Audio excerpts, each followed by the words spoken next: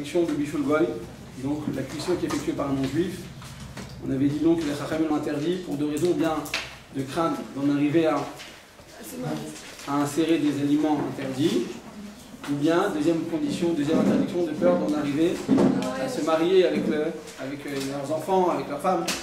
Et donc pour ne pas aboutir à des mariages mixtes, les Chachamim ont interdit de se marier avec, de consommer des aliments cuits par des goyim, même s'il s'agit d'aliments parfaitement cachés, donc c'est très douche.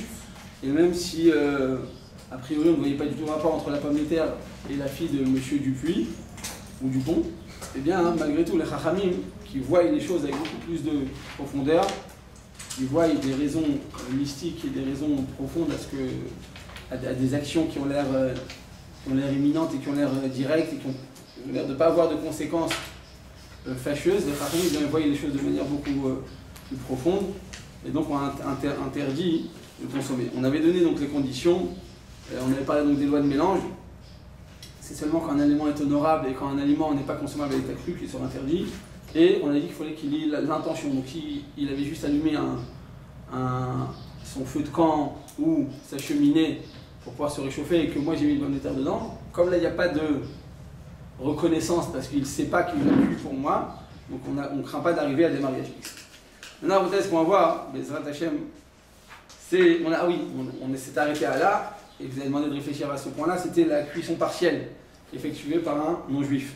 Quand une cuisson, elle a été faite par un non-juif, par un goy, mais de manière partielle. C'est-à-dire quoi? C'est-à-dire que le juif, il a fait une partie de la cuisson et le goy, il a fini. Ou bien inversement.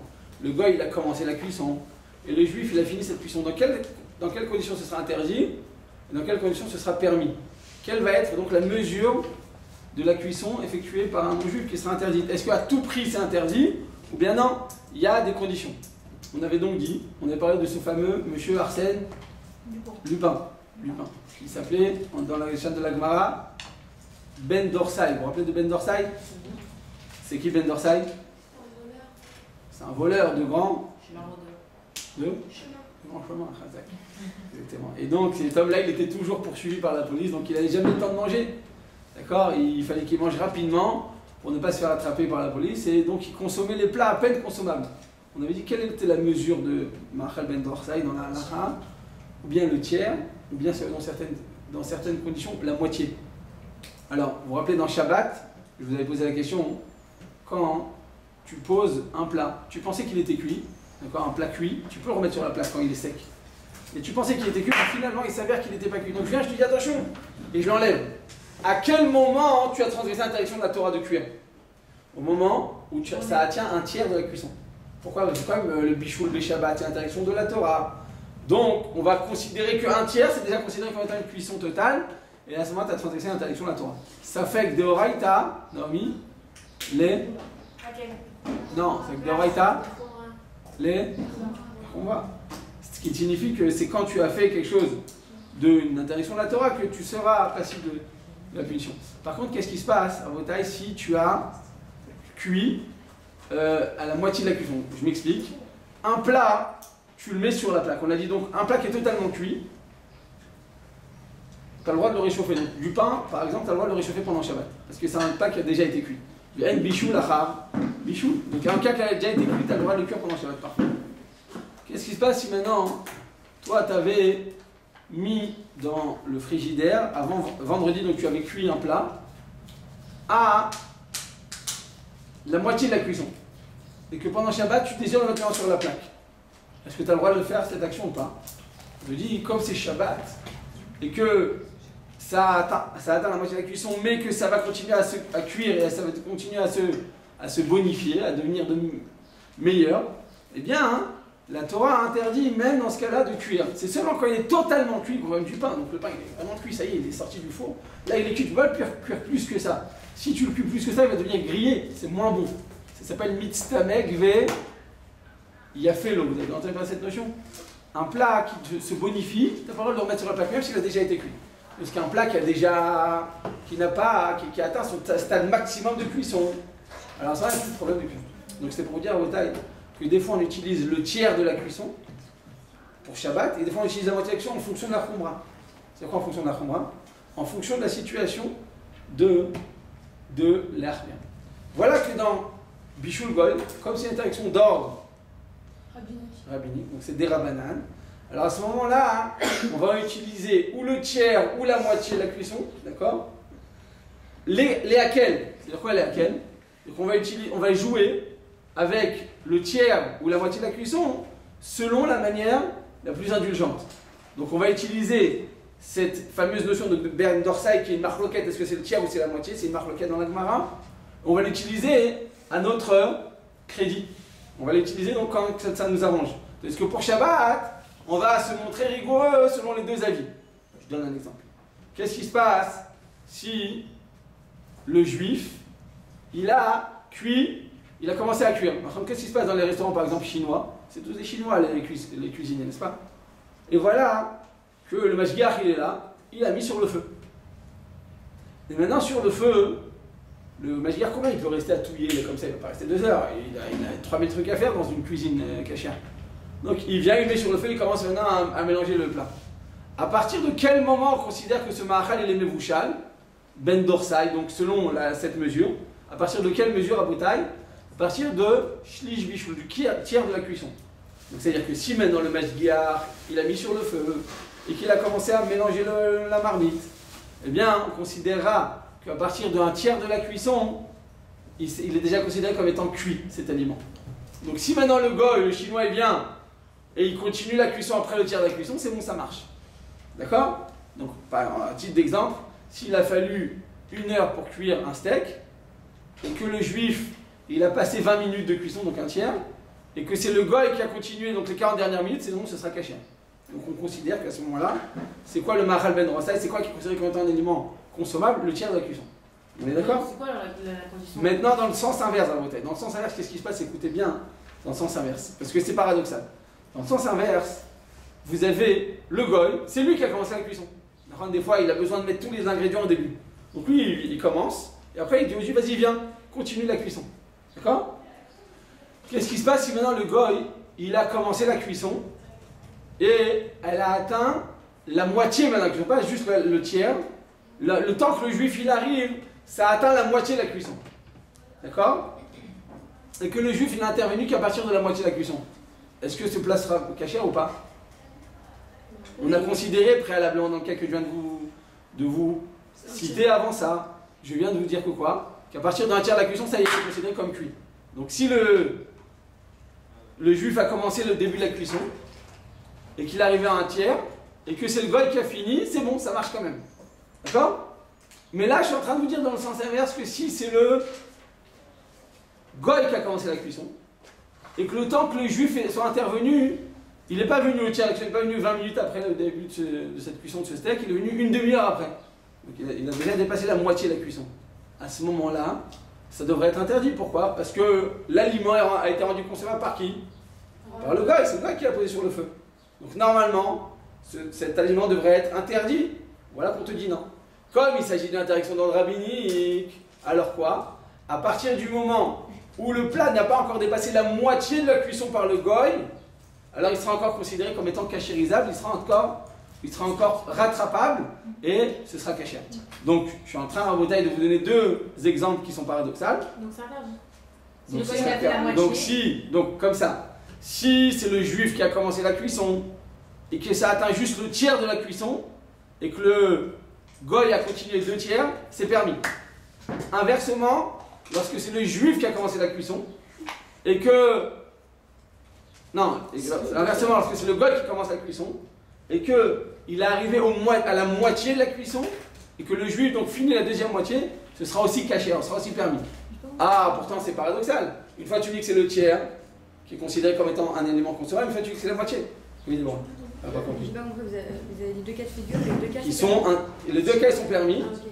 Et pourquoi les 2 cas sont permis? Parce qu'il s'agit d'une interdiction d'ordre rabbinique, et donc on se montre indulgent dans les deux extrêmes. C'est-à-dire qu'on va considérer ou le tiers ou la moitié de la cuisson comme étant, la mesure de cuisson qui va nous permettre de rendre cet aliment encore consommable et rattrapable. Comment on fait pour... Attendez, là je vous pose une question, je vais juste expliquer dans quel cas, Vital, regardez. Le cas qui est maintenant très clair. Vous avez donc votre fameux steak, d'accord? vous avez votre fameux steak, et le goy, c'est lui qui l'a mis sur le feu. Et normalement, le temps de cette cuisson, de ce steak au travail, il met combien de temps? Il met 1 heure. Et là, le goy, il l'a mis sur le feu pendant 40 minutes. Est-ce que ça marche si le juif, il vient le dernier tiers, les dernières 20 minutes, et il mélange le steak ou pas? Pourquoi? C'est plus de la moitié. Ça y est, il a déjà... Qui l'a rendu consommable cet aliment? C'est le goy. Donc j'en crains d'en arriver à le mariage mixte. Donc les Chachamim l'ont interdit. C'est quoi la limite? C'est Ma'achal ben Rosai. Ma'achal ben Rosai, donc on a dit, c'est ou un demi ou un tiers de la cuisson.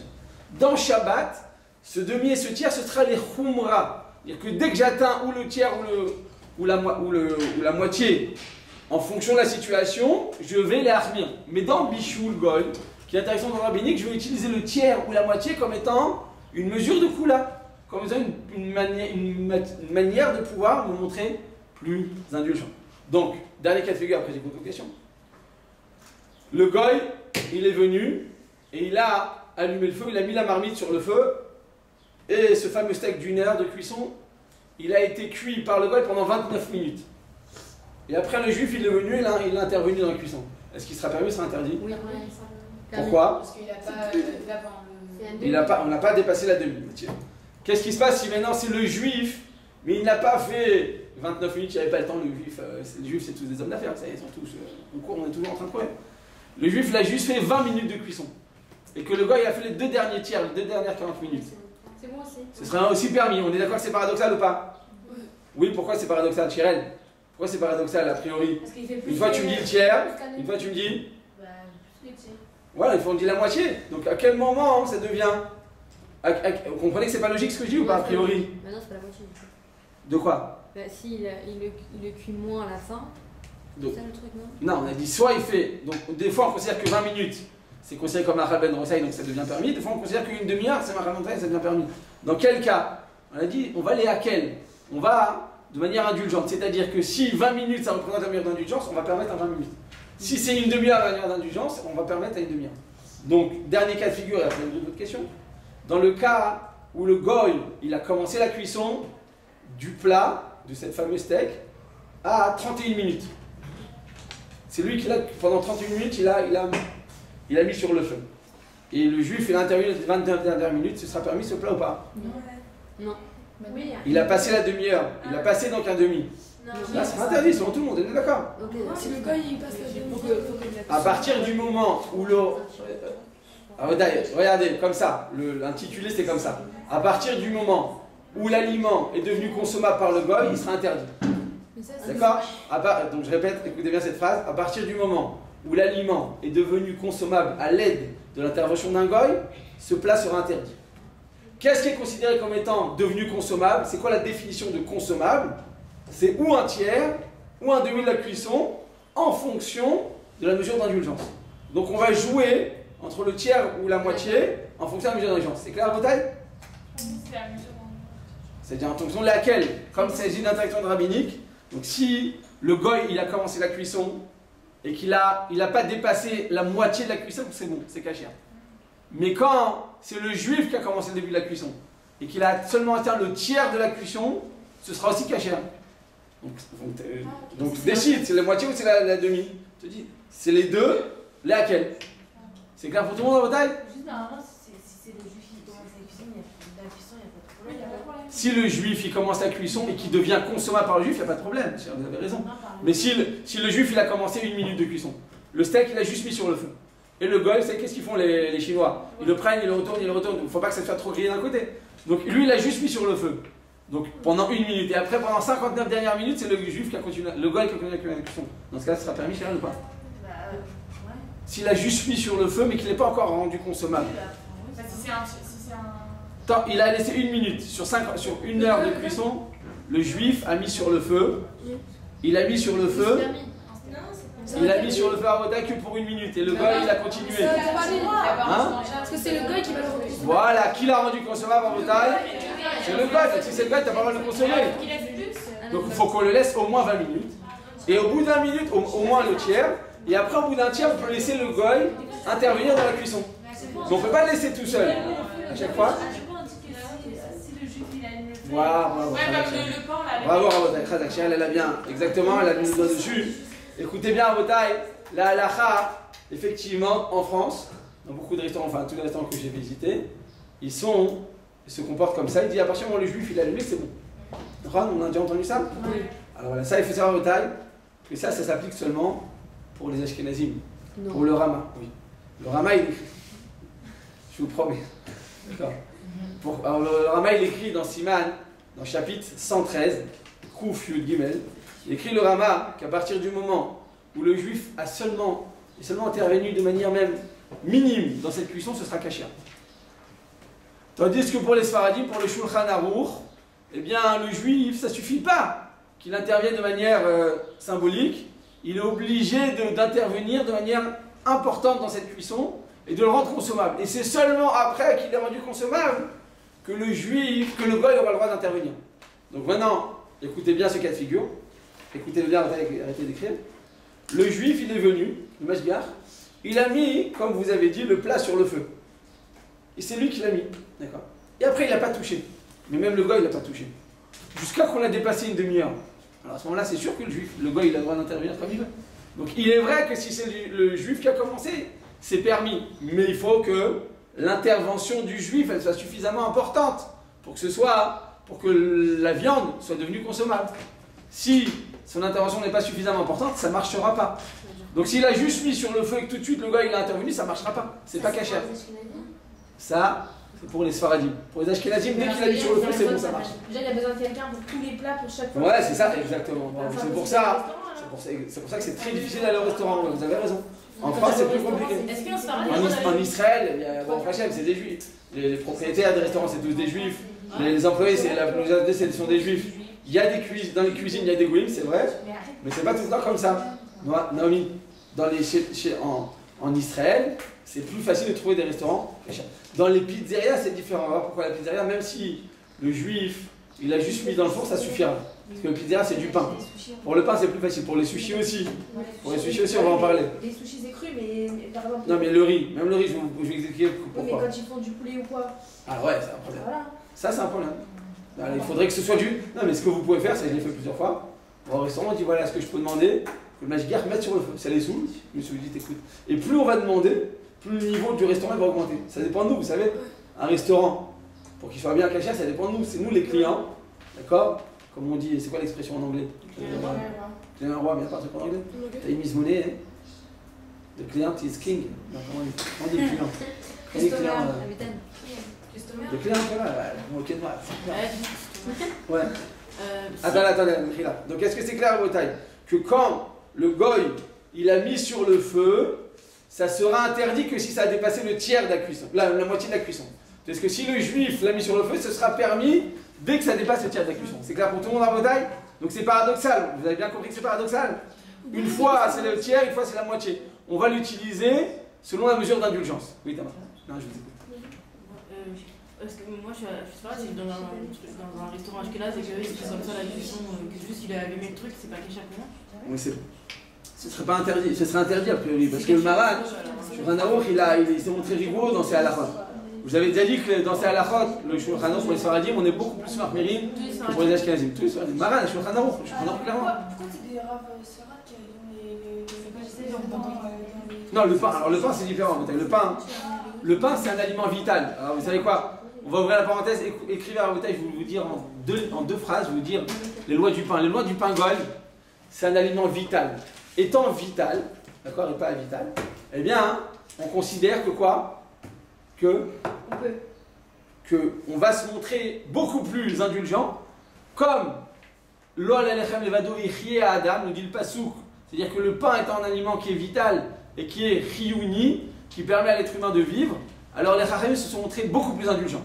Dès que le juif, il a allumé, juste ne serait-ce c'est quoi, il n'a même pas allumé le four, il a juste allumé la bougie, d'accord, la bougie de Ner Neshama, comment on dit, la fameuse bougie de laquelle le boulanger goy va allumer son propre feu. Tant que la première bougie a été allumée par le goy, par le juif, pardon, ça marchera. Pourquoi? Parce que le pain est un aliment vital et les Chachamim se sont montrés beaucoup plus, mais qu'il est beaucoup plus indulgent. C'est seulement pour du pain. Pour le pain et même pour les gâteaux.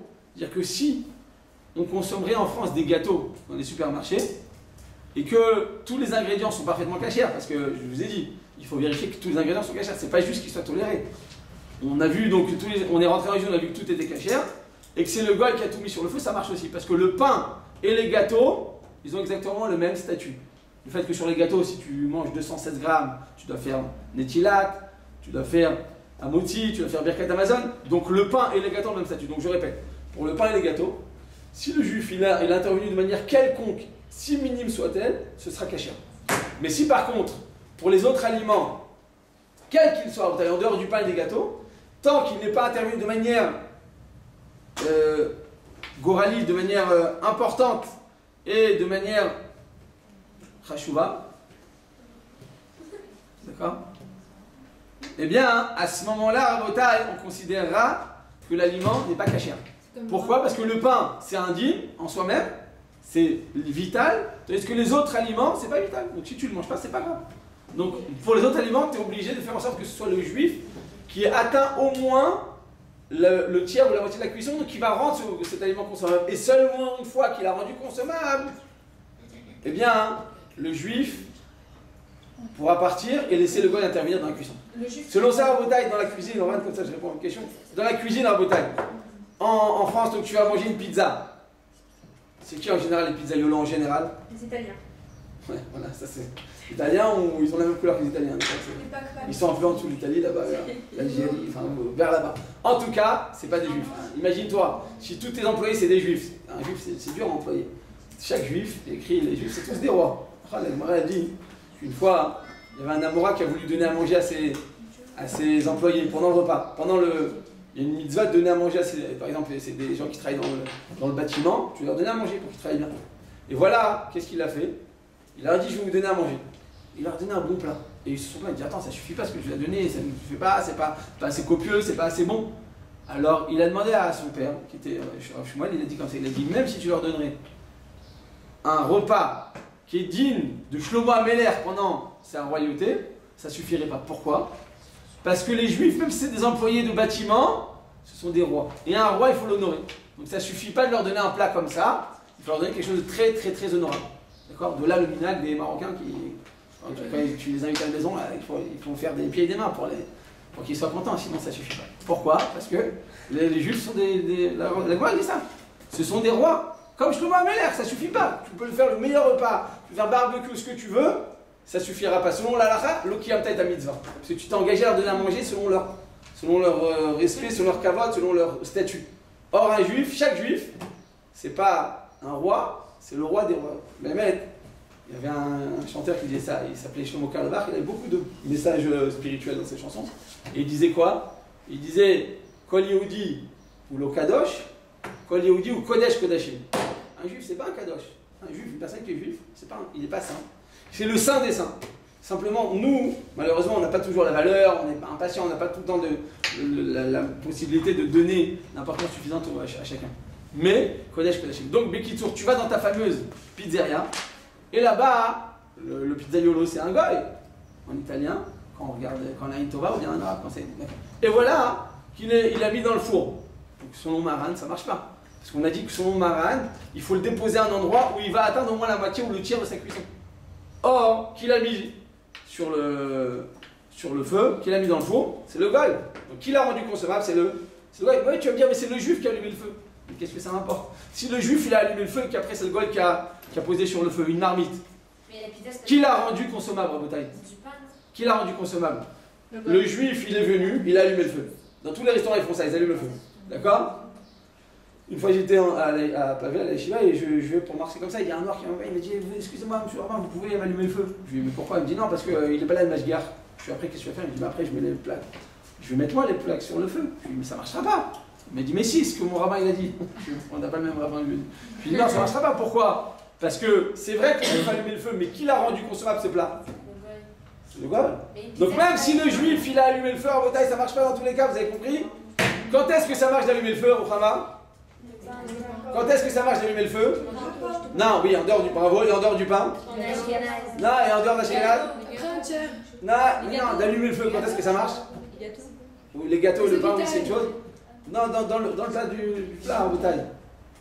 Avec une marmite, quand est-ce que ça marche? Il est déjà cuit. Quand il a pas touché, le gars il a pris un tiers. Quand c'est déjà cuit. Quand ça a cuit plus qu'un tiers. Non, quand est-ce que ça marche d'allumer le feu? D'allumer. Quand on pose un bouton. Quand on pose, écoutez bien, quand on pose le plat sur la gazinière éteinte, et à ce moment-là, le juif il allume.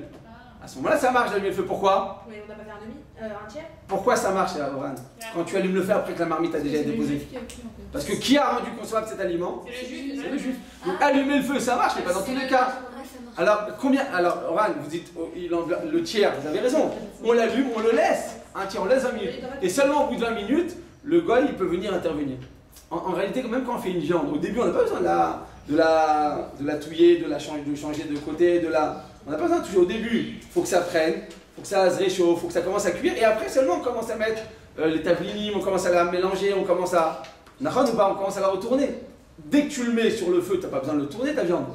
Donc au début, le premier tiers, on le laisse, on laisse cuire, et après, on laisse le goy intervenir dans la cuisson. C'est-à-dire que finalement, en d'autres termes, en taille, le mashgiach juif n'a pas besoin de devenir un cuisinier. Juste, il le met sur le feu, il attend que ça atteigne un tiers de la cuisson, et après, il permet au goy d'intervenir dans la cuisson. C'est clair, vos tailles? Oui. Ok. Donc on revient maintenant à la pizza. Et après, on ferme cette parenthèse qui était importante. Est-ce que du pain? Voilà, on revient à la pizza. Donc la pizza, c'est quoi? En général, il faut savoir que pour les Sfaradim, la plupart des pizzas elles sont motzi. Même quand Mashgiach te dit que c'est maisonnante, c'est pas vrai, c'est pas pour les Sfaradim. Pourquoi? Parce que selon le Shulchan Aruch, on va selon le goût. Tu dois goûter, pas la pâte au-dessus, avec la sauce tomate, avec le fromage, et avec l'huile. Tu dois goûter la pâte en dessous. Tu goûtes sans bracha, et tu goûtes. Il y a un goût de... Est-ce que tu ressens le lait? Est-ce que tu ressens le sucre? Est-ce que tu ressens les œufs? Est-ce que tu ressens la margarine? Si tu le ressens de manière à ce que c'est nicar, que c'est vraiment ressenti, alors tu peux faire maisonnante. Mais la plupart des pizzas dans la taille que j'ai vérifiées, en France, partout et en Israël, la majorité des plats, des endroits, à part une pizza aurique à la rue, à Meacharim, là-bas, une petite pizza qui mettent que du lait dans la pâte. Mais en général, la plupart des pizzas, c'est moti. Parce que sinon, ça coûterait trop cher de faire une pizza que maisonnante. À la place de mettre de l'eau, c'est gratuit. Tu mets de l'huile et tu te rends compte, c'est-à-dire que la même production, ça t'a coûté 5 fois le prix. Vous comprenez? En général, ça ne vaut pas le coup de faire des pizzas de maisonnante. Ou c'est maisonnante, par exemple, les petites pizzas de Berman, vous les connaissez? Vous avez déjà fait quoi avec Konarazim? Oui. Alors qu'est-ce que vous avez dit finalement? C'est le goût. Et donc la plupart, maintenant, parce que moi, quand je vais dans les restaurants, dans les pizzas, ils te disent c'est maisonnote. À moins que tu en manges deux, ça devient menti. Ça, ils ont raison pour les ashkénazim. Quoi? Il a dit qu'il ne faut pas les écouter. Voilà, ah d'accord. Voilà, il faut goûter À déjà. partir de combien de maisons comment ça devient on fait une berka? Si c'était maisonnote au départ, à partir de 216 grammes. Ah, ok. C'est 4 bêtises. Un betza, c'est 52 grammes. 54 grammes, pardon, 54 grammes. D'accord, 4 œufs. Donc ça fait 216 grammes. Ok, Rabotai, c'est clair maintenant. Donc la fameuse pizza. Écoutez bien, Rabotai, ce cas. La fameuse pizza. Donc, Chirel, vous êtes d'accord? On est parti à la pizza. Oran. D'accord? Écoutez bien ce cas. Noémie, comme ça, vous êtes toutes les niaises. Je la connais là-bas, la pizza d'oignon. C'est pour ça que je suis en face de la synagogue. Là, je sais plus comment elle s'appelle. Hein? La grande synagogue, là, la vieille. Un truc cravade. C'est ça. Ah non, c'est là où il y a la Où? Baltashnak. Non, mais non, l'ancienne synagogue. Très grande. Gratte-ciel, ça s'appelle? Non, Malher, je crois que c'est Malher. Ouais. Mais qui tourne, donc tu vas là-bas. Et donc, qui enfourne la pizza? C'est le goy en général qui l'enfourne. Mais comme le juif, il allume le feu, donc ça marchera. Mais attention, ça marchera. Attends, qu'est-ce qui se passe? Tu as la pâte. Donc la pâte, c'est du pain. Même si ce serait maisonnote, donc dans des cas rares, c'est maisonnote, on l'a dit. Les gâteaux et le pain, c'est la même chose. Donc, dès que le juif il intervient de manière quelconque, ça marche. Ok. Alors, il y a la pâte, et sur la pâte, il y a quoi? Je vais dire, ok, la pâte elle est cachère, mais ce qu'il y a dessus, c'est pas cachère. Alors, je vous pose la question, dans une pizza, il y a quoi? Le fromage. Il y a le fromage, c'est consommable à l'état cru ou pas? Oui. Oui. La sauce tomate, c'est consommable à l'état cru ou pas? Oui. Les anchois, le thon, tout ce qu'on met dessus, la plupart, les œufs, peut-être non. Comment elle s'appelle la pizza tunisienne? La Tounes, comment elle s'appelle? La Tunisienne. La tunisienne, voilà. Toujours, je demande. Celle comme ça c'est pas bon. Pourquoi? Parce que l'œuf, il consomme à l'état cru. Toujours, je demande à ce que ce soit un juif qui m'a dit. Zach, bravo Tamar, voilà. Donc on voit en taille que Tamar, elle a raison. La halakha peut faire comme ça. Donc ça vient Zafek. Non, Tamar, bravo. Donc elle a raison Tamar. Il faut demander que ce soit le juif, dans le cas où vous avez ce genre d'ingrédients, donc des ingrédients qui ne sont pas consommables à l'état cru. Merci. Donc là, c'est quoi la plupart d'une pizza, la plupart des ingrédients, c'est quoi? C'est consommable à l'état cru. Donc c'est sauce tomate, fromage, anchois, en général ça a déjà été merouchan, comme on dit, fumé. Saumon aussi, c'est consommé à l'état cru ou c'est fumé, donc ça marche aussi, c'est cachère. Donc il reste quoi? Si tu as mis des œufs, c'est pas cachère. Si tu as mis, qu'est-ce qu'on peut mettre d'autre dessus? Des champignons, c'est bon, c'est pas bon? Ouais, c'est bon. Voilà, donc qu'est-ce qui reste finalement? Pommes de terre, des fois. Ouais, la pomme de terre. Et les aubergines. Voilà, exactement. Aubergines et pommes de terre, vos tailles. Eh bien, voilà, non. Ça, il faut demander que ce soit absolument. Ça, il faut demander au juif, que ce soit lui qui l'enfourne. Et en général, ils disent non, c'est bon, c'est cachère. Ils connaissent pas la fin. C'est le juif qui a mis l'œuf sur la pizza. Même s'il l'a mis, mais qui l'a rendu consommable cet œuf?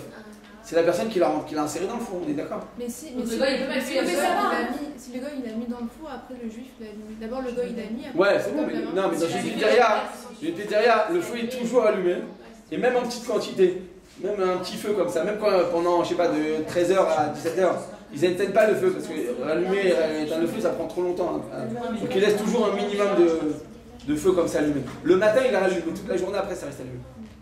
D'accord? Mais on fait pas avec la majorité. Ça, c'est quand on voit pas les juifs. C'est la majorité. Encore, on reconnaît pas. Quand c'était mixé, on va sur la majorité, on dirait que quand c'est mixé. Mais quand on reconnaît, vous avez dit s'il y a des pommes de terre, Non, mais des aubergines. s'il y a 10% de pommes de terre. Non, alors j'ai vu une pizza en France en Bretagne, je vous la conseille pas. Il m'a dit c'est une pizza avec plein de pommes de terre dessus. C'est comme si tu mangeais une dafina avec du pain dedans. Je sais pas comment elle s'appelle cette pizza. Vous connaissez ça? C'est la savoyarde, je sais pas quoi. Ça c'est très lourd à manger comme ça. Donc si tu veux manger une dafina en semaine, vas-y, mange la. L'œuf et les aubergines, tout ça, il faut demander à ce que ce soit le juif qui le mette dans le four ou qui le mette dans la pizza. Parce que après, dans le fond. Le gars il met toute la pizza entière. Ah ouais, c'est pour ça qu'il faut que la mette dans le four. Il faut que ce soit le juif qui enfourne la pizza. Sinon ça marche pas. Ah bravo. Alors Bémet, voilà, très bonne remarque. Après, regardez. Non, regardez comme ça. Quand les grands fours comme four en pierre, n'est-ce pas? Là, toujours sur les côtés, il y a une petite flamme. Maintenant, la cuire comme ça, la pizza, ça prendrait 2 heures. Qu'est-ce qu'ils font? Ils la laissent toujours les petits feux comme ça allumés. Et ils vont insérer à l'intérieur. Ils vont augmenter le feu. Donc, qui va le rendre consommable? Effectivement, augmenter le feu, dans ce cas-là, ça marche, mais ça ne marche pas dans tous les cas. C'est-à-dire que si l'aliment était consommable avec le feu, j'ai juste augmenté, j'ai pas changé quelque chose d'important. Voilà. Mais quand il n'était pas consommable comme ça et que c'est que grâce à l'augmentation du feu, alors oui, ça marche pas. C'est clair, on peut allumer la première bougie qui va se servir. Donc c'est sûr qu'on a augmenté, c'est comme Yom Tov. Pour le pain. Pour le pain. Pas pour les autres aliments. Pour le pain, tout est caché, tout est permis. À partir du moment où il y a une n'importe quelle. Non, on a parlé des œufs, des aubergines ou des pommes de terre qui sont dessus. C'est ça le problème. Si c'est que de la pizza avec du pain et des aliments consommables à l'état cru, c'est bon, il n'y a pas besoin de faire quoi que ce soit. À partir du moment où la première flamme a été allumée par un juif, c'est bon. Il marche pas bien. Oui. Il est à quel numéro? Ah, il était chaud. Ah ouais, il était fort. Mais c'est le. Non, il a dit pas. Non, mais c'est pas ça. Ok, donc moi, on est. Celui qui allume, il faut que ce soit quelqu'un forcément chômage Shabbat et tout, ou quelqu'un de. Le Masgan? Non, de quoi vous parlez? Celui qui allume. Ah, d'accord. Donc c'est quoi la question? Répétez, est-ce que. C'est quelqu'un qui soit. Ouais, chômage alors. Shabbat, tout ça, ou juste un juif qui dit qu'il est juif, ça va. Shomer Shabbat, Bémet, c'est une bonne chaîne. On va y voir ça tout de suite, on va arriver tout de suite. Je vous donne la réponse. C'est moi y arriver parce que ça dépend d'un autre critère qu'on n'a pas vu ensemble. C'est la boîte de tout ça. Oui. Voilà. Quand tous les aliments sont conservés à l'état cru, ça marche. On a Ah, mais elle est descendue. Ah non, à partir du moment où la première flamme dans le pain à bouteille, écoutez bien ce principe à bouteille, dans le pain, toute la halakha qu'on enseigne maintenant, ça marche pas. Dans le pain, à partir du moment où une flamme a été allumée par le juif, c'est bon. Tout est permis. Pourquoi? Comme le pain est un aliment vital, les chachamim sont montrés indulgents à l'extrême. Dès que le juif est intervenu d'une manière ou d'une manière quelconque, d'accord, juste une flamme, et qu'après de cette flamme, on a alimenté les autres feux, ça marche aussi. Parce que le pain, c'est différent. Mais les autres, ça s'appelle le pat akoum, les lois du pain d'un goy. Mais les autres, à la bataille du cuisson, donc les pommes de terre et tous les autres aliments qu'on est en train de voir maintenant, non, ça ne suffit pas qu'il ait allumé la flamme, il faut qu'il ait déposé, donc écrivez cette phrase, pour la cuisson d'un goy, donc pour le bichou, le goy, il faut que le juif soit intervenu de manière déterminante, c'est pas déterminante, d'accord, et qu'il ait posé le plat à un endroit où il pourrait atteindre sa cuisson totale. D'accord? On a écrit la phrase au premier, c'est important cette phrase. 95 ingrédients. Et donc peut-être pour ça qu'il faut, si le gars te dit non c'est bon, tout est caché, tu peux pas le croire non plus. C'est pour ça qu'il faut être vigilant. Avant de prendre le pain d'un gars, il faut être très très vigilant. Mais effectivement, vous avez raison. Vous avez raison, quand il n'y a pas de juif dans la région qui peut allumer le feu, alors effectivement ce sera toléré. Mais il y a des conditions, on ne pourra pas les voir maintenant. Alors maintenant, je vous demande. Ouais, Tamar. On a deux pains, il a pas un fait par un par un goy, mais il est vraiment meilleur chez le goy. Selon Shulchan Aruch, c'est pas bon. Vous avez raison. Mais, une fois de plus, c'est juste si on est certain de la composition de tous les ingrédients. Et ça, c'est pas certain. Je l'ai dit, j'ai déjà plusieurs reprises. Même ils ont vérifié les règles. Voilà, si l'on vérifié. Ou bien même plus que ça, dans cette même ordre d'idée, par exemple, on dit que même s'il est moins cher, de manière importante, pas 10 centimes de différence, eh bien, c'est considéré comme si on ne pouvait pas se procurer du pain dans les mêmes cadres de qualité ou de prix, et donc ce sera aussi permis, vous avez raison. Alors pour le pain, si tous les ingrédients sont cachés, il n'y a rien fait avec ces ingrédients. Ouais. Et qu'il n'y a pas du tout de juif qui va allumer le feu, il n'y a pas du tout de boulangerie qui a été dans les alentours, c'est toléré. C'est un aliment vital. Ouais. Non, mais je vous répète, ni à Paris, ni à Marseille, ni à Lyon, ni dans toutes ces villes. Si vous êtes dans un trou de la France et qu'il n'y a rien d'autre que ça, vous avez raison, à ce moment-là, ce sera permis. Mais si vous êtes non, alors non, dans une ville normale, non. Vous êtes à Séville. Hier, j'ai vu un parmi ça, c'était à Séville. Non, à la montagne, t'as le droit, quoi, je pense. Après, ça débloque. Voilà, s'il n'y a pas de. Voilà, si, mais en général, quand on va à la montagne, en général, il y a un truc organisé comme des chavades, un truc comme ça. Mais s'il n'y a rien, vous avez raison. S'il n'y a pas le choix, il n'y a pas de choix. Quoi? Oui, je vous ai dit, vous êtes dans une ville dans laquelle le rabbin, il n'y a pas de. Bachar, vous êtes dans une ville dans laquelle il n'y a pas de rabbin. Il n'y a pas de rabbin et personne n'a allumé le feu. D'accord, donc vraiment un patelin, à ce moment-là, c'est. Mais vous le faites vous-même, Mais il faut qu'il vous laisse rentrer. Monsieur Saddam Hussein, il faut qu'il laisse rentrer. Des fois, il laisse pas, il dit mais qu'est-ce que tu fais, un juif chez moi. Ils ont peur qu'on leur fasse de la sorcellerie, je sais pas quoi. Et puis, après, je voudrais. Vous avez raison. En général, un rave, même il fait tout ça. Mais des fois, il n'y a pas de rave. On est dans une ville, il n'y a pas de rave du tout. C'est le seul. Ok, là, on ne fait pas les frottes du pain de goy. Ouais, t'as marre rapidement. Juste. Si on allume le gaz et qu'on pose le repas dessus, après on part, à partir du moment où le goy n'est pas intervenu pendant le premier tiers, c'est bon. Mais si depuis le début, on l'a interdit de rentrer, on interdit de toucher. On a des caméras, on peut vérifier. Faut vérifier. Faut pas être crédule. Oui. Ça marche une cinquième. Ça marche la khatrina. Ok, Aboudai, Mechila, maintenant on est obligé de finir la lachote. comment on fait pour savoir les ingrédients? Dans les boulangeries en général, c'est-à-dire. C'est très compliqué, vous avez raison. C'est pour ça que j'ai fait toute une liste des ingrédients vérifiés. Ah, on faut la liste. En érable, c'est compliqué à vérifier. Parce qu'il y a des boulangeries, tu sais, qu'on peut prendre parce qu'il y a un juif qui allume, moi c'est ce que je sais moi. C'est-à-dire, tu sais qu'il y a des boulangeries que les juifs ils prennent là-bas parce que c'est allumé par un juif, mais c'est tout ce que. Ah non, s'il n'a pas vérifié les ingrédients, ça sert à rien de vérifier les pains. Alors s'il y a autre chose, il y a autre chose, il y a plein d'autres cas, il y a énormément de choses à vérifier. L'allumage c'est juste un dérabanan, c'est pas de raïta. Mais des ingrédients prohibés, c'est des raïta.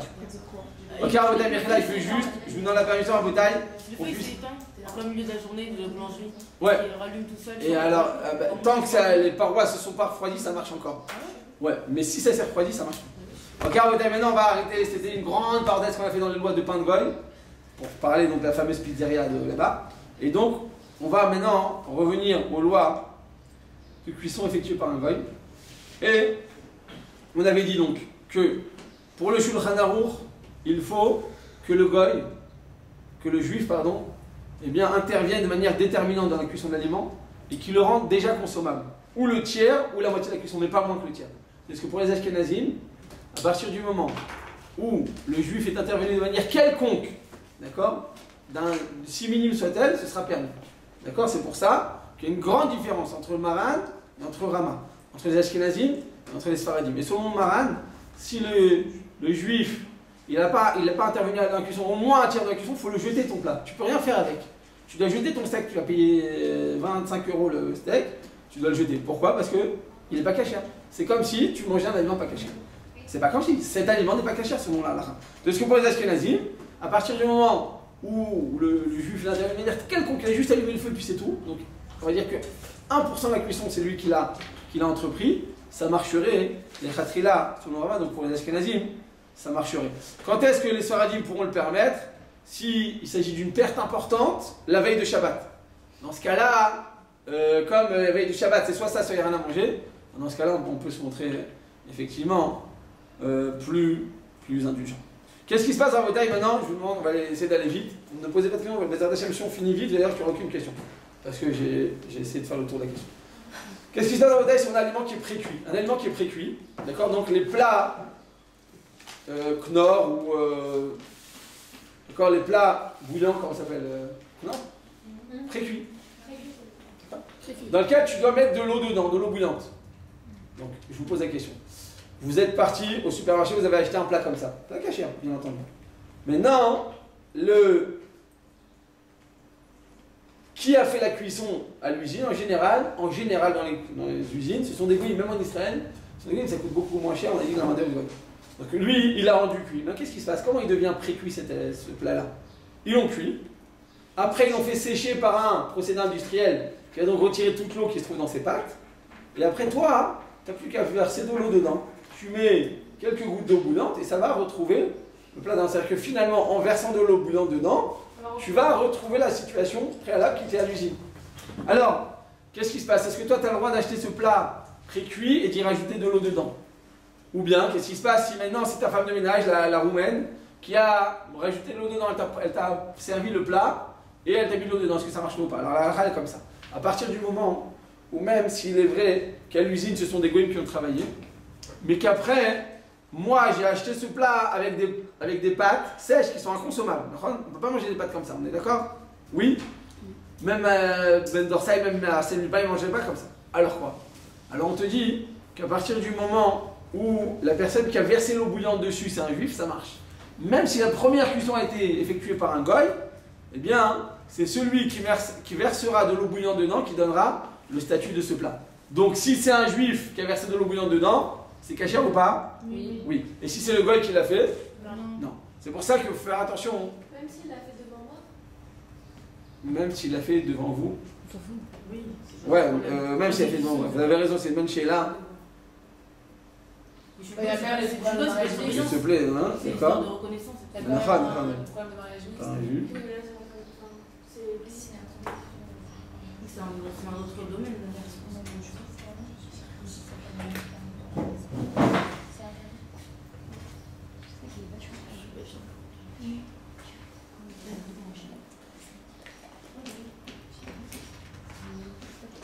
Ouais, monsieur, vous avez raison, alors c'est un. Non, c'est marrant parce que moi dans l'avion, je connais ça. Dans l'avion, qu'est-ce qui se passe? Je suis toujours avec mes plats comme ça, pré-cuits.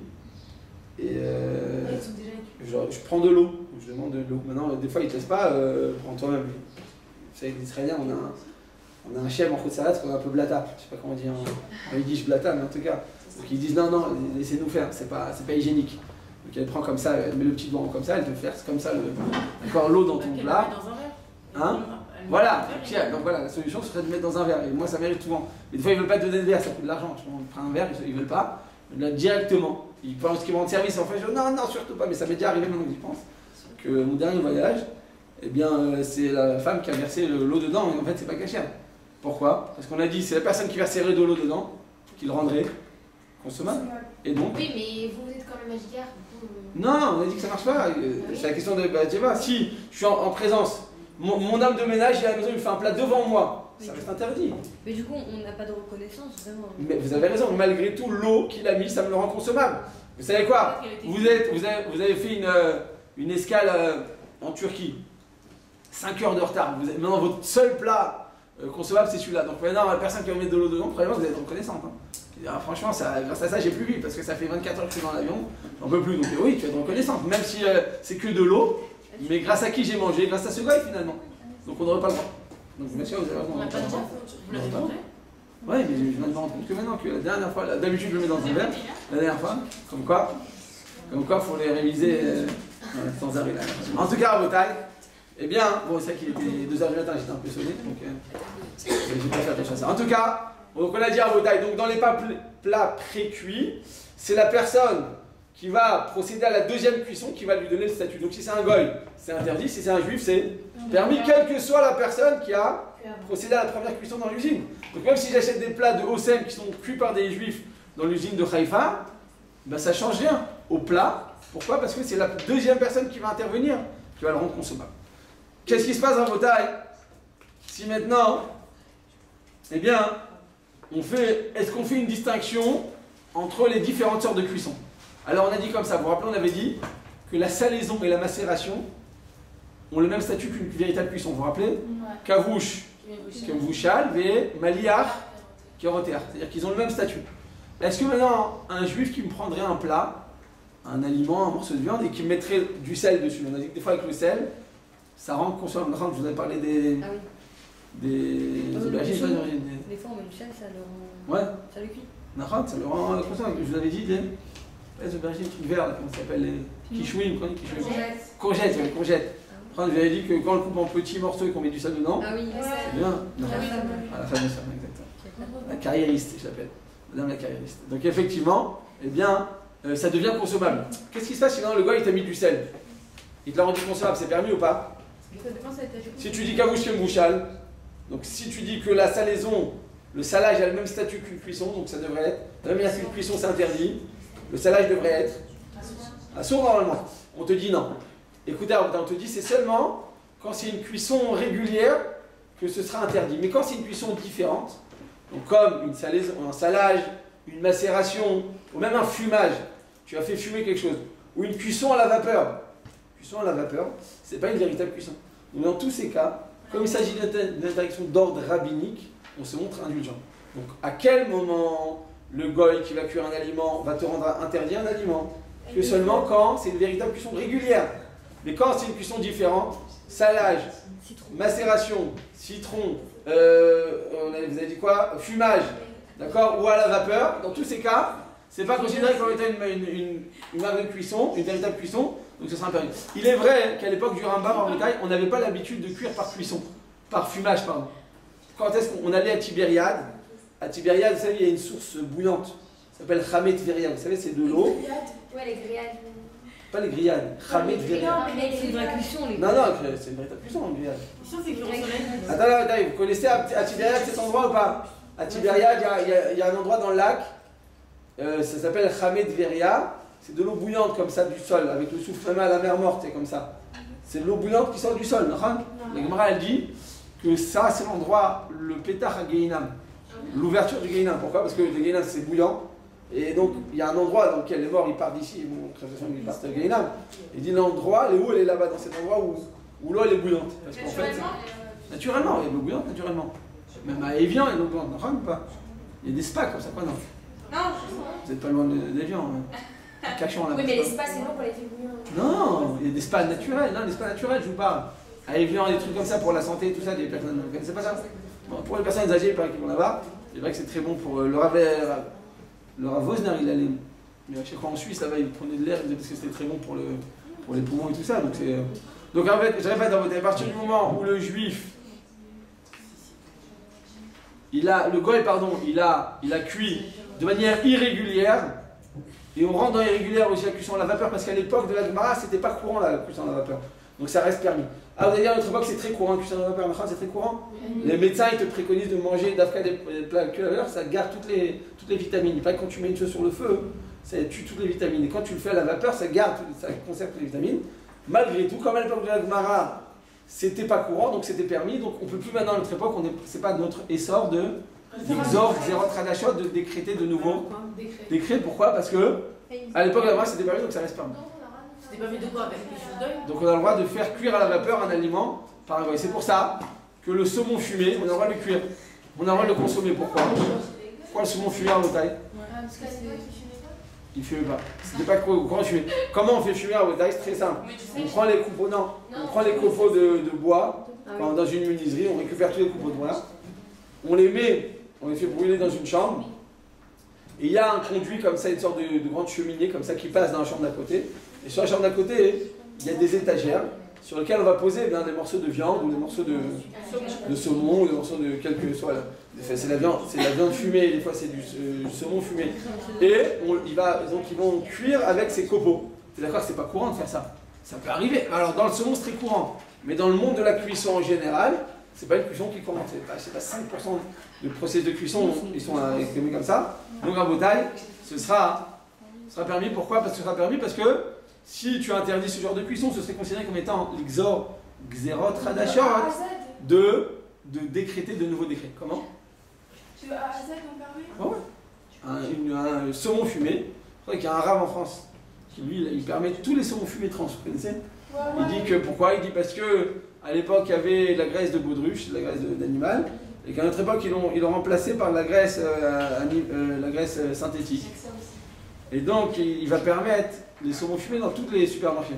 Le maître de la halakha, on ne peut pas dire ça, parce que on peut dire que tout est caché, mais c'est vrai que ça a changé, et donc c'est plus facile, mais ça ne veut pas dire que tout est permis, tu es obligé de vérifier cas par cas, chaque plat. Mais c'est vrai que même si le goy, c'est lui qui a fait la cuisson, c'est pas grave, c'est caché.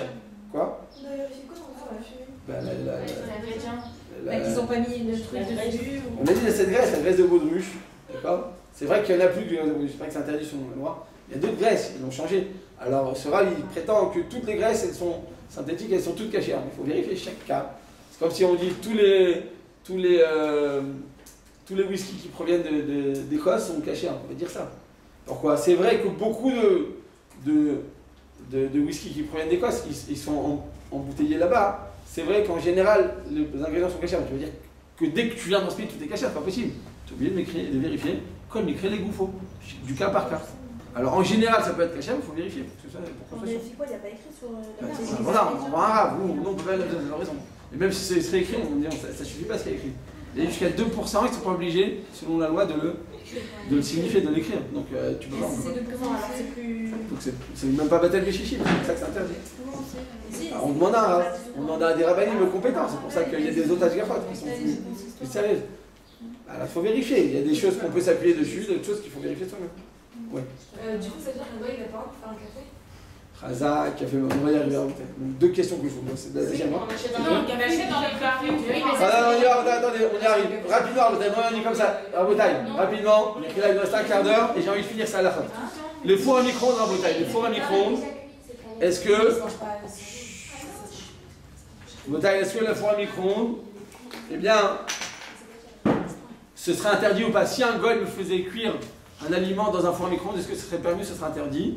Ce serait permis ou interdit? C'est la même chose. Razak, il n'y a pas de micro, donc. C'est permis. Et alors Tamar, elle dit, mais c'est la même chose qu'une cuisson normale. En fait, le micro-ondes, c'est quoi le principe? C'est qu'en réalité, il n'y a pas de feu. Il y a des ondes qui sont envoyées sur l'aliment qui vont frapper les électrons, les protons, ça va réchauffer le plat et ça va, eh bien, il n'y a pas de source de chaleur. Or, comme il n'y a pas de source de chaleur, eh bien, les Chachamim n'ont pas interdit.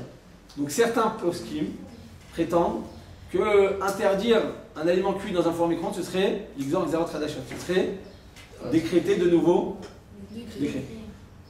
Behemet, la majorité des poskim ashkenazim, ils disent que non, écoute, c'est vrai que le micro-ondes, ça n'existait pas à l'époque de Chazal, mais finalement c'est une cuisson. Même un four, le four qu'on a à notre époque, c'était pas à l'époque de Chazal, oui ou non? Alors tu vas dire, c'est un four thermique, donc que tu prennes des silex et que tu les frottes l'un dans l'autre ou que tu as un four, c'est la même chose. C'est juste une présentation différente, mais c'est le même principe. Donc Béhémet, la plupart des poskim ashkenazim, mais comme ça il faut l'armir, qu'un aliment cuit dans un micro-ondes, eh bien c'est pas, il faudra se montrer plus rigoureux. Maintenant, tu arrives dans un endroit, il n'y a rien d'autre à manger. D'accord? Ou bien, il a tout fait dans le four ou sur le feu, donc tout est interdit. Et le seul aliment, il y a certains aliments qui sont cuits dans un four micro-ondes. Alors dans ce cas-là, oui, tu peux laquer. Donc minadine, selon la stricte loi, on pourrait le consommer parce qu'on considère que ce serait l'exemple ce serait eh bien, de décréter de nouveaux décrets, et ce n'est pas de notre essor. Et donc en conclusion, on peut se montrer indulgent, mais la majorité des poskim se montrent rigoureux, donc on essaye de l'armir les khatrina. Les boîtes de conserve, les ashkénazes, tout le monde est marqué sur les ashkénazes, le Rav Wosner, le Jvout Yitzhak, le nom du Rav Eliashib. Les boîtes de conserve, est-ce qu'on peut manger en France? Donc tu veux manger du maïs géant vert. Alors d'abord, est-ce que le maïs c'est consommé avec la crue ou pas? Oui. Non. Mais non. Oui, Vous êtes sûr à Bretagne? C'est pas tout. Il y a des trucs de maïs. Les épis de maïs quand vous allez dans le métro, ils vendent encore les hindous ou pas? Oui, Maïs chaud. Donc, s'il n'était pas cuit, tu pourrais le manger? Non, si, bien sûr, ils détachent les grains et après ils mettent dans les boîtes, non? C'est pas comme ça? Oui, mais avant de le détacher, ils le cuisent. Il n'est pas consommable tel quel. Prenez un épice, c'est inconsommable. Vous oubliez de le faire chauffer. D'accord. Donc l'accent à modèle est comme ça. Le boîte de conserve. Donc tu veux manger du géant vert à Paris, en France. On a le droit ou pas? Oui. Pourquoi oui? Parce que c'est cru. Pourquoi oui? C'est cru ou c'est cuit ou c'est cuit? C'est cuit. Bah, alors, ça serait permis, ça serait interdit rapidement. Ça devrait être interdit. C'est permis. Non, ça devrait être interdit. Pourquoi? Parce que c'est pas conservé à l'état cru.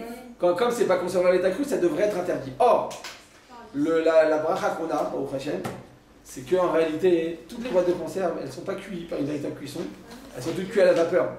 Vous voyez, pour conserver les vitamines, pour que ce soit croustillant, pour que ce soit meilleur, on va toujours le cuire à la vapeur. On l'a dit que la cuisson à la vapeur, c'est pas une véritable cuisson. C'est pas une véritable cuisson, c'est pas une cuisson qui était courante à l'époque, et donc une cuisson à la vapeur, ce sera permis. C'est pour ça que les boîtes de conserve, à partir du moment, bien entendu, c'est évident, ça va sans dire, mais je le dis quand même, quand tous les ingrédients sont parfaitement cachés, sont parfaitement vérifiés, et qu'il y a une hashgacha sérieuse qui a vérifié tous les ingrédients, eh bien on aurait le droit de consommer des boîtes de conserve. Pourquoi? Même si ce n'était pas consommé à l'état cru, hein, parce que si tu manges des champignons, c'est sûr que tu peux les manger. Pourquoi? Parce que les champignons à l'état cru, c'était déjà consommable. Mais même si tu manges des haricots verts, des haricots blancs, du maïs, il y a quoi d'autre dans boîte de conserve? Des cœurs de palmier.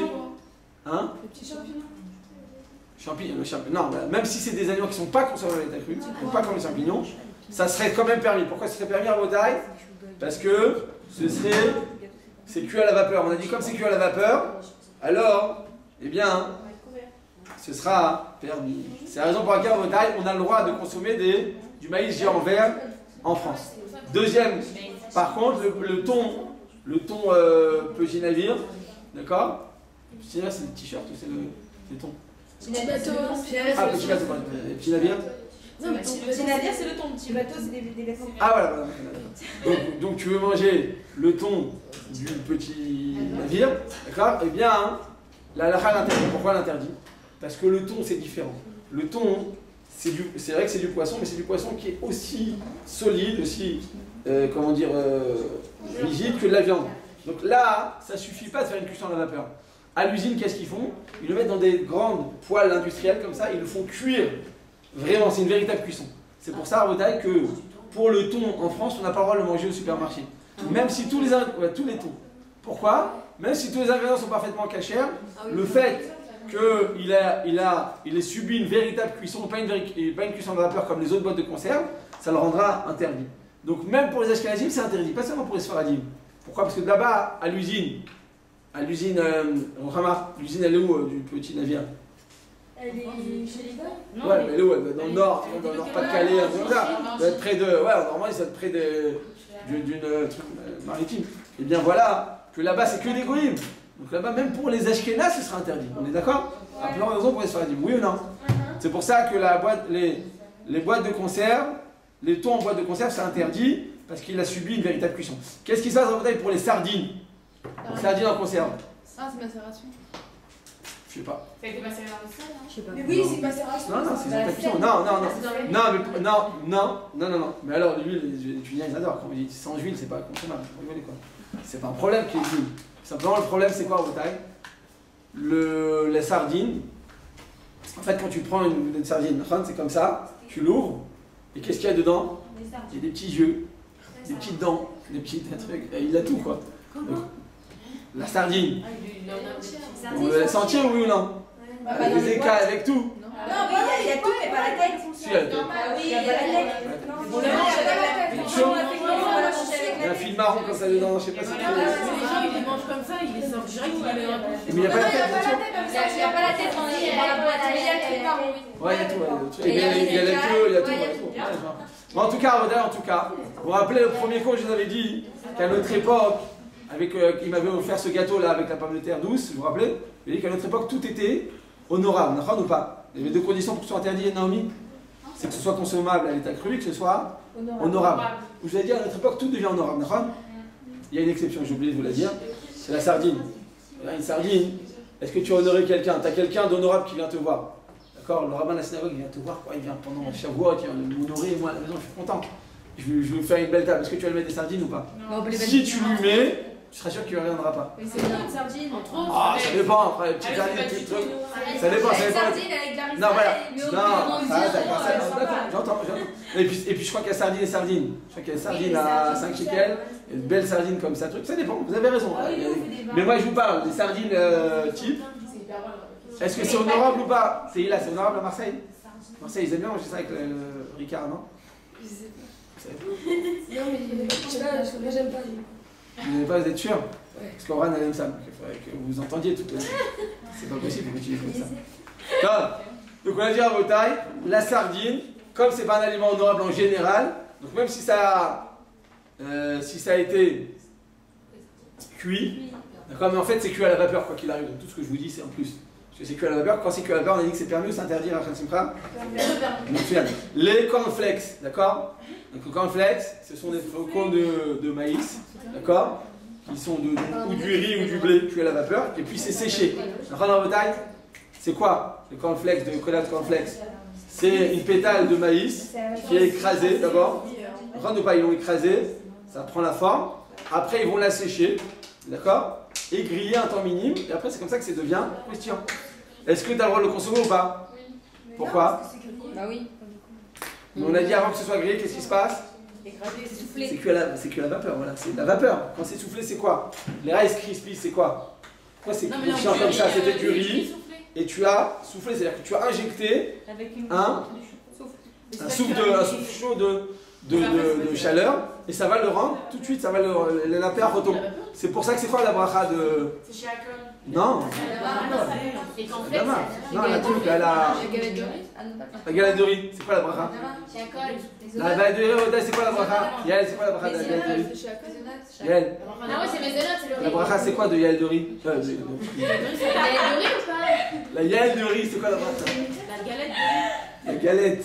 Mais C'est c'est de le Yael. Yael, c'est quoi la bracha? Arrêtez, voyons. Non, moi je dis chez Akon. Vous êtes vraiment des juifs, vous, hein? Une elle dit Chakol, l'autre Adama, elle fait ça. On dit pas pour les paillettes, c'est Adama. C'est le donut. C'est Adama. En Paris? Se transforme en Paris. Bon, la halakha en taille, c'est que c'est Adama. Pourquoi c'est Adama? Pourquoi c'est Adama? Je vous explique. Du riz cuit, c'est bien mésonote, d'accord? Le riz, c'est le seul mésonote qui est nefachat. Comment on s'en rappelle? Amen, orez, mésonote, nefachat. Donc c'est le seul mésonote qui restera. Mais non, la pomme aussi. La pomme, Pas on fait pour une étoilette. mais c'est mes donuts. C'est pas mésonote. C'est de ma faute parce que j'ai dit je le prends sur moi, c'est bon. Donc on va dire, je répète rapidement parce que je ne vais pas m'éloigner, je vais juste finir ça à la route, il me reste 5 minutes. Vraiment, il faut qu'on finisse à la route. Et après, vous les questions la prochaine fois. On a dit comme ça, la galette de riz, c'est Adama, parce que c'est pas une cuisson. Ça a été du riz soufflé. Or, le riz soufflé, ça garde sa bracha. Quand tu manges du riz cru, ça devient shiakol. Quand tu manges du riz cuit, ça devient mésonote. Quand tu manges du riz soufflé, ça prend la bracha où ça a poussé? Par terre. Donc ça devient Adama. Donc à ce moment-là, le riz soufflé à Vodai, ça devient Adama. Donc je répète à Vodai, pour les cornflakes, que ce soit donc des kelotes cornflakes, donc des pétales de maïs séchés et dorés, ou que ce soit du Rice Krispies, dans tous ces cas, eh bien, on aura le droit de le consommer. Pourquoi on aura le droit de le consommer? Parce que ça a été cuit à la vapeur. Quand c'est cuit à la vapeur, ça devient permis. On a dit, là je réponds à la question je crois que c'est Rachel Simcha, mais même la semaine dernière, quelqu'un m'a demandé ça, je crois que c'était Bathia la semaine dernière, elle demande aussi. On a dit comme ça, tu achètes ta boîte de conserve. Donc on a dit la boîte de conserve en général, c'est permis parce que la majorité des boîtes de conserve sont cuites à la vapeur. Donc la vapeur, ça ne fait pas partie de la Xéra des Chachamim, donc c'est permis.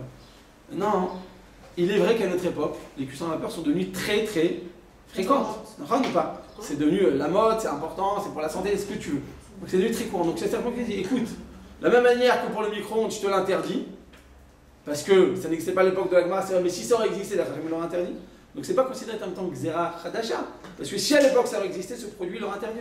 Comme si tu allais à la plage mixte. À l'époque, la Gemara elle dit que même une femme Goya, elle n'allait pas se tremper dans un endroit où il y avait des hommes. Même une femme Goya, il dit pourquoi? Parce que tellement elle a pris de soute que même chez les Goïms, qui sont donc chez Michelin, qui sont des animaux, eh bien il y a un minimum de retenue. Donc il dit même une Goya, elle n'allait pas se tremper avec des hommes. Vous vous rendez compte? À notre époque, à notre époque, même des religieuses, tu dis non. Je dis mais non, mais j'ai mis la. Comment elle s'appelle? La truc de Batman, là. Hein? Comment elle s'appelle la robe de. Burkini. Ouais, mais il y a un nom. Burkini. Le truc, la. Chador. Ouais, la Chador, vous avez compris. Non, mais en tout cas, il y a un nom. Vous dites sur la robe de bain Tinoul, il y a un nom. C'est les burkinis. Le burkini. Le maillot, c'est Ouais, le Tinoul, mais il avait un nom. Il y avait une marque, je cherchais la marque, je vais trouver le nom, Chané. Donc même si tu mets ça, alors c'est vrai que toi. Maintenant, c'est comme si tu étais habillé.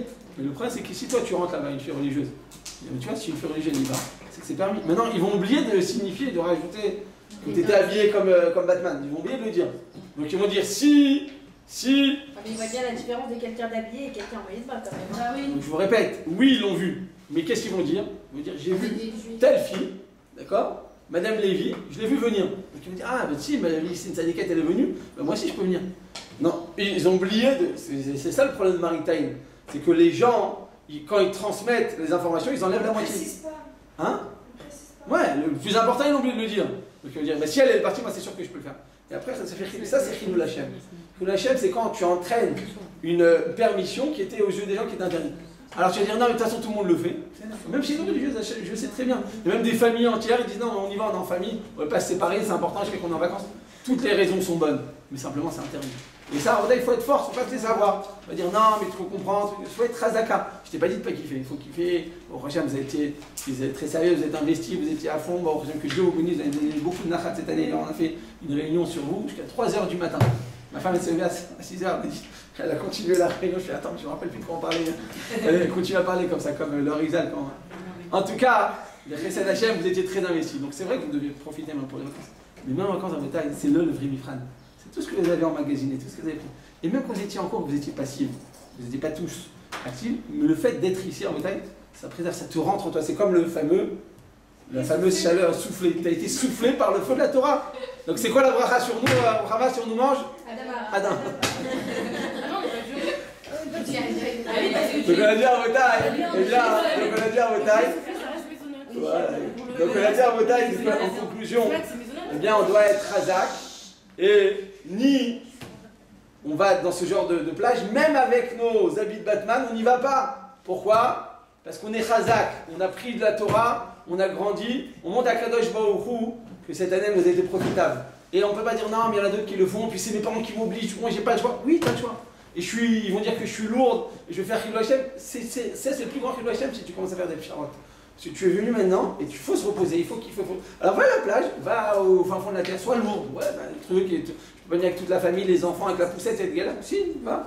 Et sois chazaka. Et si c'est pas possible, bah, tu vas le soir, tu as un moment où il n'y a personne, tu vas le matin très tôt, vas-y à 6h du matin. Ah non, je ne pourrais pas me lever, c'est les vacances. Bah ça va, bon, après j'aime toute l'année. Donc 6h du matin, au moins en vacances. Donc, quoi qu'il en soit, au taille, eh bien, donc on a dit que la fameuse boîte de conserve, bien qu'à notre époque c'est devenu très courant, la cuisson à la vapeur, malgré tout on va le permettre. Pourquoi? Le Chazanish il dit ça, et là je réponds à la question de chez lui. Il avait dit comme ça, le Chazanish il dit regarde, à l'usine, le monsieur il travaille dans le kibbutz, dans le kibbutz, c'est tous des juifs, mais malheureusement, il y a 60 ans quand ils ont commencé la notion de kibbutz, c'était anti-religieux. Donc c'était tous des Mechalel Shabbat. Alors, est-ce que moi je peux manger un aliment qui a été cuit par un Mechalel Shabbat ou pas? Donc c'est bien dans la halakha que Mechalel Shabbat, malheureusement, est goy, ils ont le même statut. Dans les lois du vin, dans les lois de la shrita, et dans les lois de quoi d'autre? C'est 12, je crois. Ouais.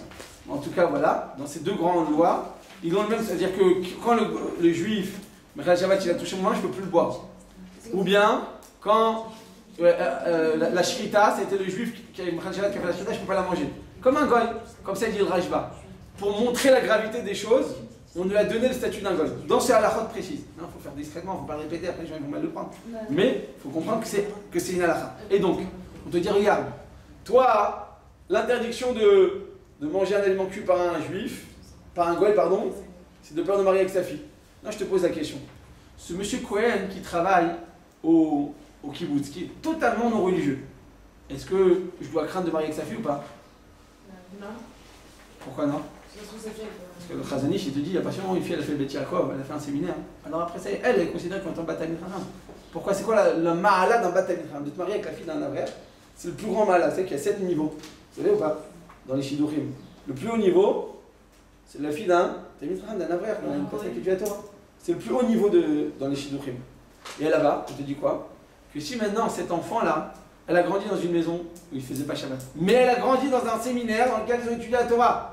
Donc cette fille nous dit le Chazonish, elle a le din d'un Batamid Racham. Pourquoi? Parce que quelles sont ses notions? Quels sont maintenant ses concepts à cette jeune fille-là? La Torah, les Ratachem, la Tzinoud, la Torah, d'avoir un mari, des enfants, d'un enfant ou pas? Donc elle va avoir le din d'un Batamid Racham. Donc en conclusion, même s'il y a lieu de se montrer rigoureux pour la cuisson à la vapeur, du fait qu'on ne connaisse pas, on ne pourrait jamais le retrouver, M. Cohen qui travaille dans le kibbutz. Quand j'achète moi au supermarché, j'achète maintenant ma boîte de conserve, je ne pourrais jamais le retrouver. Donc le fait qu'on ne pourrait jamais le retrouver et le fait que ce n'est pas un goy, c'est un Mechalel Shabbat, donc ces trois raisons à la fois font qu'on a le droit de manger les khatrila. A priori, j'ai le droit de manger une boîte de conserve qui a été cuite par un goy. Un œuf rabotai qui a été cuit par un juif, par un non-juif, pardon, c'est interdit. Ah, tu veux dire que ça arrive des fois de gober un œuf, par exemple les sportifs, par exemple les chanteurs. Alors on te dit malgré tout c'est pas commun. Comme c'est pas commun, c'est pas courant, donc c'est interdit. À partir du moment où le juif, le goy a cuit un œuf, il a accompli le passou, va te faire cuire un œuf, bien c'est interdit. Par contre, l'œuf ça se cuit tellement vite, ça s'appelle kalabichoun. Ça se cuit tellement vite que même si le juif il a laissé une seconde et qu'après le goy il a intervenu, c'est bon, ça devient permis. Jusqu'à présent on avait dit le tiers, la moitié. Pour les œufs, eh bien, quelle que soit l'intervention du juif, c'est permis. Les fruits, rabotaille pour les fruits. Donc tu vas acheter maintenant une compote de la marque Candor. Comment s'appelle la marque les compotes en France? Andros. Tu mangeais donc en France une compote Andros. T'as le droit ou t'as pas le droit? On a le droit ou pas? Oui. C'est quoi une compote? C'est des fruits que tu as cuits. D'abord tu les as cuits. Oui ou non? D'abord elle les a cuits. Voilà. Comme c'était conservé à l'état cru, c'est permis. Il y a une exception à la règle, c'est quoi? Si tu as un fruit qui est très acide ou très amer, qui ne sont pas consommables, tu es obligé de le faire cuire. Prends par exemple le coin. Vous savez, le coin, vous avez déjà mangé, c'est mangeable. Mais c'est mangeable. Pas cru, mais comme il est en. Ouais, mais quand tu le fais cuire, il va se radoucir comme le étrog d'ailleurs. L'étrog c'est très très amer, c'est âpre. Vous savez, c'est quoi âpre? Âpre avec l'accent circonflexe. Ouais. Eh bien, tu es obligé de le faire cuire avant de le consommer. Donc là-bas, comme il n'était pas consommable à l'état cru, ça a été la cuisson qui l'a rendu permise. Donc en général, ce serait une chédar mifra, en général un fruit, même si c'est mixé. Mais non, mais comme on ne le reconnaît pas. Non, mais si c'est que ça, vous mangez Andros, vous mangez que compote de. Alors, comme on a dit comme ça, même si ça a été cuit, donc comme c'est consommable à l'état cru, donc ça marche. Et la seule exception à la règle, ce serait les fruits qui sont tellement amers ou tellement acides qu'ils ne sont pas consommables sans cuisson. Dans ce cas-là, la cuisson va le rendre interdit. Et les compotes, il y a de la châtaigne avec de la pomme là. La châtaigne. Ouais, il y a du marron. Dans quel plat? Dans la compote. Dans la compote, il y a des châtaignes. Non, j'ai déjà vu des pizzas avec de la châtaigne. Vous avez déjà goûté ça une fois? Pizza avec des châtaignes. Non, les compotes avec de la châtaigne et. Ah ben mettre la châtaigne en fait, c'est une très bonne chéla. Le Rav Ovadia il permet, parce qu'il dit que c'est consommable à l'état cru. Manger des châtaignes, des marrons, il dit qu'on peut les manger à l'état cru. C'est pas très courant, mais on peut. Et le Rav Charbit, il m'a fait une remarque, il a dit qu'en France, personne ne mange à l'état cru. Alors, c'est à la fois de rappeler, on avait dit au début de l'année, la semaine dernière, ça va tellement vite l'année que. C'est mixé. Donc on avait dit au début, on avait dit quoi? Que les aliments ça va en fonction de la région dans laquelle on se trouve. Donc si on est en France et que personne ne mange à l'état cru, personne ne mange des marrons, vous n'avez jamais essayé de manger comme ça? Non, Que cuit. Alors effectivement en France ce serait interdit, tandis qu'en Israël ce serait permis. Donc si vous mangez en France des marrons chauds, ce serait interdit. Mais si c'est en Israël, ce serait permis. C'est clair au taille? Donc l'hindou là qui fait ça, donc en Israël c'est permis parce qu'en Israël c'est consommable à l'état cru. C'est clair, on a dit que c'était à la chode relative. Vous vous rappelez qu'on a dit ça au début? Vous vous rappelez qu'on a dit que c'était relatif, c'est à la chode ou pas? Naomi, vous vous rappelez qu'on a dit que c'était relatif, c'est à la chode, c'est pas absolu? C'est un critère cru ou pas cru. C'est un critère qui est relatif. Les marrons à la vente, on n'a pas d'acheter? Les marrons, lesquels? Dans les métros? Eh ben, non, le maïs, c'est sûr que non. D'abord, le maïs, c'est un autre problème. C'est qu'il y a des. Quand on enlève l'épi, là, eh bien, il y a des petites bêtes qui tombent dedans. Et ça, c'est impossible à vérifier parce que c'est entre les grains. Quoi qu'il y ait, on ne peut pas les manger. Mais en plus de ça, le problème de Bichoul Goy. Par contre, les marrons, non. Alors en France, vous ne pouvez pas les manger. Si vous dites que c'est pas consommable, on ne peut pas les manger. En Israël, c'est consommable, on peut les manger. C'est été cuit par le goy. En Israël, il n'y a pas de métro. Donc voilà, ils ont commencé à faire le métro. Hein. Donc pour finir à vos tailles, boire du café dans un café en France, on a le droit ou pas? Oui. Pourquoi? Parce qu'on a tout fait. Parce que la majorité de l'aliment, il est consommé à l'état cru. C'est de l'eau. Donc comme c'est consommable, donc c'est permis. D'accord, le Ben Ishra, il écrit que le minag en Irak, il mangeait ça comme ça. Mais c'est pas mixé. De quoi? Non, mais en fait, tu reconnais C'est pas. qu'on va travailler avec la café ou pas? L'eau dans un café. Quand vous buvez un café avec de l'eau. Enfin, de l'eau avec un café. Bref, quand vous buvez un café. Quelle est la quantité d'eau dedans? 95%, 90%, plus que 50%? C'est comme la pizza avec l'œuf, la pizza avec... Non, parce que l'œuf on reconnaît. Le Tant que le café il est mélangé. On peut pas enlever les grains de café. D'accord? On a dit à Avodaï pour finir que si on a utilisé, ma femme de ménage elle a utilisé une marmite à moi pour me faire cuire un œuf, eh bien cette marmite je devrais la cachériser. Pourquoi? Parce qu'elle a absorbé le goût d'un aliment qui n'était pas consommable. Donc, de la même manière que l'œuf, j'ai pas le droit de le manger, même la marmite, je devrais la cachériser. Le Coca-Cola, est-ce qu'on peut boire du Coca-Cola dans le monde entier ou pas? Oui. Dans le monde entier, il y a certains pays, j'ai entendu Ramon Derrido qui disait Il y a du vin. que, voilà, non, c'est pas qu'il y a du vin en fait. En fait, c'est international, les composants d'un Coca-Cola. Simplement, qu'est-ce qu'ils font? Ils prennent la poudre, d'accord? Il n'y a que 3 personnes au monde qui connaissent l'ingrédient, et dont le Ravlando. Et ils prennent cette poudre et ils l'envoient dans le monde entier. Maintenant, dans chaque pays, il te dit, écoute, tu mets de l'eau, tu mets du gaz, tu mets du sucre. Donc a priori, l'eau, c'est caché dans le monde entier. Le gaz aussi, le problème c'est le sucre. Le sucre, dans certains pays d'Extrême-Orient, ils utilisent du sucre de vin. Ils prennent du vin qui a fermenté, et ça fait on peut obtenir du sucre de betterave, on peut obtenir du sucre de canne à sucre, on peut obtenir aussi du vin, du sucre de khartsanim, de raisin comme ça sec qui a fermenté. Et donc ça devient interdit il y a une Nesser. Donc il y a des pays comme ça très... Je sais pas si on va en Philippines, des pays comme ça quoi. Même en Russie, c'est cachère. La plupart des pays du monde doivent être cachère, à part ces quelques pays. Je vais finir à Voda avec une liste, écoutez bien, notez parce que je vais être rapide. Je vais donner une liste exhaustive de toutes les halakhot, ça va nous permettre de faire un résumé de toutes ces halakhot. Les fruits et les légumes qui sont déjà consommables avant leur cuisson. Concombre, tomates, carottes, pommes, choux, poires, cacahuètes, pépites, radis, ce sera permis même si ça a été cuit par des goïms. Pourquoi? Ils sont cuits, ils sont consommés à l'état cru. Les châtaignes, donc les marrons, d'accord? Ils sont consommés à l'état cru, mais certains seront de rigueur, donc je vais essayer certains, c'est le rap charbi. Les champignons, l'ail et l'oignon, ce sera permis. Pourquoi c'est permis? C'est consommable à l'état cru. Ail? Ah oui, l'ail. Ouais, champignons, ail et oignon, ouais, on peut manger une salade comme ça avec de l'ail cru. Les légumes qui se mangent pas, qui se mangent que cuits, comme les pommes de terre, les truffes, les courgettes. Ah ben non, souvent ça les courgettes. Ouais. Les courges, la betterave, les navets, ce sera interdit. Pourquoi? À partir du moment où le goy l'a fait, ce sera interdit. Pourquoi? Ça sera consommé et c'est la même chose pour les œufs. Un navet, ça se mange. Pour les œufs. Si, un navet, ça se mange. La salade, Ça a de navet. Oui, bah,